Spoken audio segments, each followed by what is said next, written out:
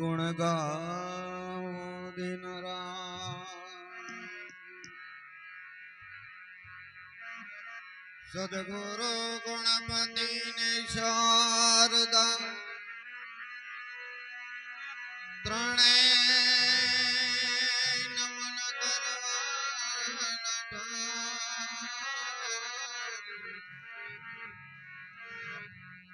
શરણે ગયે સુખ આપશે ઓ તો પૂરે હૃદય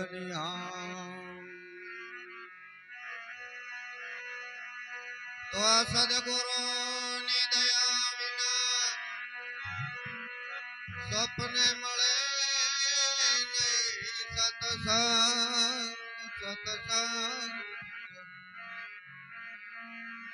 કૃપા થઈ જાય ગુરુ મહારાજની તો એને લાગી જાય ભક્તિ માં મન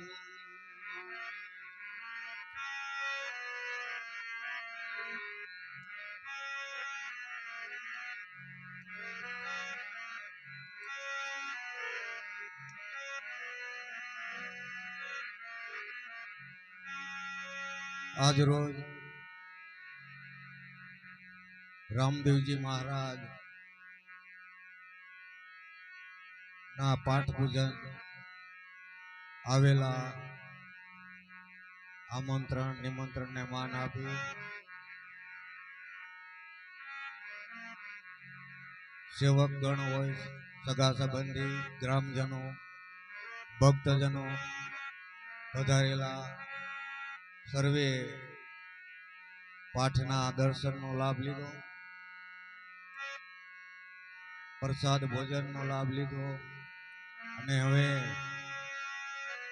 ભજન સત્સંગનો લાભ આપણે લેવી પણ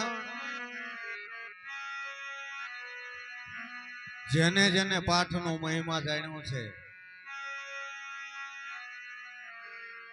પાઠ છે શું હજી ઘણી જગ્યાએ કોઈને ખબર નથી પૈયા લાગ્યા પાર પણ ભજન સાંભળો એ કરતા વિશેષ ભજનનો જે મહિમા છે ને એ જાણવું જરૂરી અને ભજનનો મહિમા જાણ્યા પછી અંદર ઉતરે ને તો જ અજવાળું થાય પણ અત્યારે આ બધું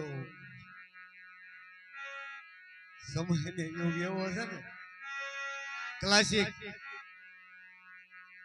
ભજન હાકલા પડકારા હોય ને વાજિંત્ર હારા વાગે મજા આવે બાકી હું કર્યું એ પછી કઈ ખબર નથી સાંભળે તો આવું માથું હલાવ્યું પણ જેને જેને ભજન કર્યું છે જેને જેને ભજન સાંભળ્યા અંદર દિલમાં ઉતાર્યા ને એ અહીંયા પૂરા પાયમાં છે જે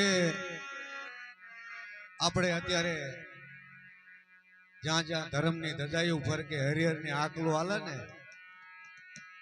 અહીંયા આ ભક્તજનો અહીંયા સુધી ભગવાન સુધી પહોંચી ગયા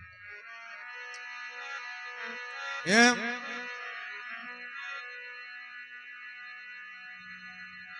માયાવૃત્તિ જીવન સંસારિક જીવન છે પણ મનુષ્ય અવતાર મેળવવો બહુ મુશ્કેલ છે સંતોએ અને ભક્તોએ કીધું કે 184 નો ફેરો ફર્યા પછી એક જ અવતાર મનુષ્યનો આવે એમાંય તમે કર્મ ધર્મ એવું કંઈક કરો તો પાછો વારો આવે નહીતર પાછું 84 માં જવું પડે તો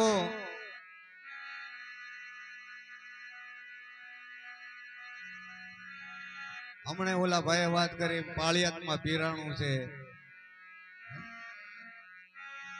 અહીંયા આપણે નજીક જ ગણો તો સાયલા લાલજી મહારાજ ધામ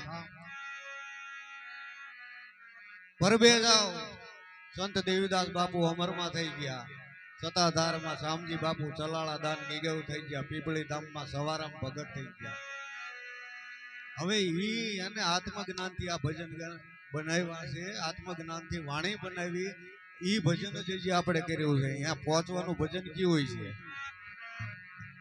ઈશ્વર સુધી પહોંચવાનું ભજન અને એને પરિપૂર્ણ વિશ્વાસ જ રાખ્યો છે મહાધર્મ સત્ય સનાતન ધર્મ ઉપર વિશ્વાસ રાખીને જ હાલ્યા છે કે અમે જે કાંઈ ભજન કર્યા છે ને આગમ વાણી ઉપર કે 4 યુગના પાઠ કહેવાના. તો પ્રથમ પાઠ પ્રહલાદજીએ કર્યો, જે સત્ય કહેવાય. સત્ય, જેને સત્ય જાણ્યું, કસોટી આવે. બીજું હરિચંદ્ર સતી તારામતી એને ધર્મ બજાય, વચન વિવેકી જે નર નારી અને બ્રહ્માજીત લાગે પાય. વચન માટે અયોધ્યાની ગાદી મૂકી અને સતી તારામતી હરિચંદ્ર પોતાનો દીકરો વેચાઈ ગયા ગુરુના વચનને ખાતર. ત્રીજા યુગના પાઠની વાત કરો તો 5 પાંડવો સતી દ્રૌપદી ધર્મ બજાવવા હારું થઈ. ચોથા યુગમાં બલિરાજા થઈ ગયા. એને પરિપૂર્ણ વિશ્વાસ રાખ્યો. તો સત્ય, વચન, ધર્મ અને વિશ્વાસ, આ 4 પાયા.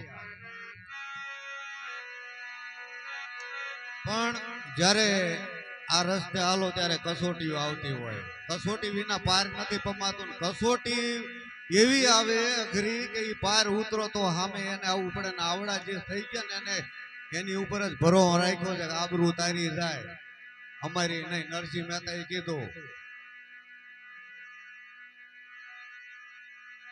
કે મારે કાંઈ લેવા દેવું, બસ મારે તો શ્રી કૃષ્ણ, રાધે કૃષ્ણ, રાધે કૃષ્ણ ઉકેલવા હોય તો તારા કામ ઉકેલ, ને કાંઈ નહીં. એમ પીપળી ધામની અંદર સવારમાં ભગત પ્રજાપતિમાં થઈ ગયા અને પાટડી પાઠ ભજનમાં ગયા. સત્સંગ ભજન હાલતા ને બીજી શેરીમાં વાળંદના દીકરી દાસી જમો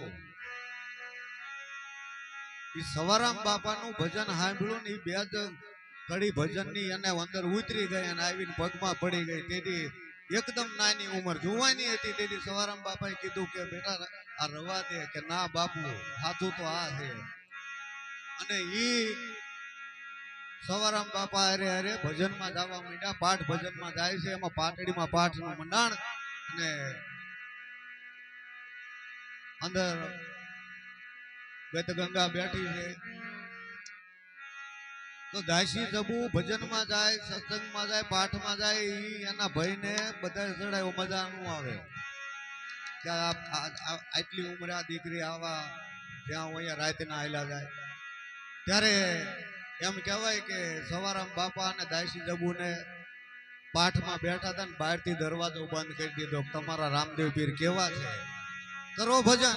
દરવાજા ખુલી જાય, નીકળજો બહાર, નકર અંદર ને અંદર. અને તેથી સવારામ બાપાએ કીધું કે આ તો મેં કાંઈ જોયું જાણ્યું નથી, પણ બાલદે રૂપાદે ભજન કર્યું છે, જેસલ તોરલે ભજન કર્યું છે, લાખા લોયણે ભજન કર્યું છે, કતીબ સાહેબ ભજન કર્યું છે, હાલો ઉલો રણધીર દેવાજ પંડિત દેવ તણકીએ ભજન કે એના ભરોવાય હું હાલું છું. અને આજ હવે નો આવ્યું તો આબરૂ તારી જાય.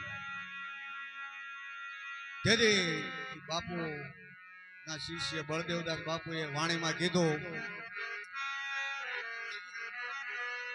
વખત વીતે પુરાણ એ પછતાવો થાશે,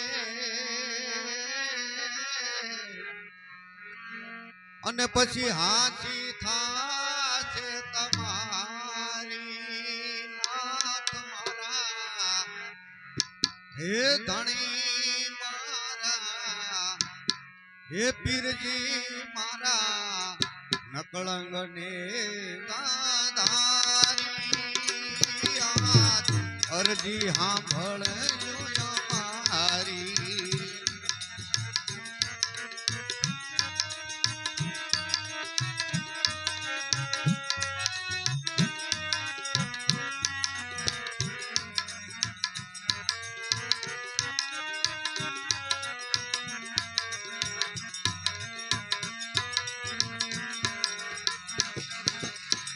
વાલમ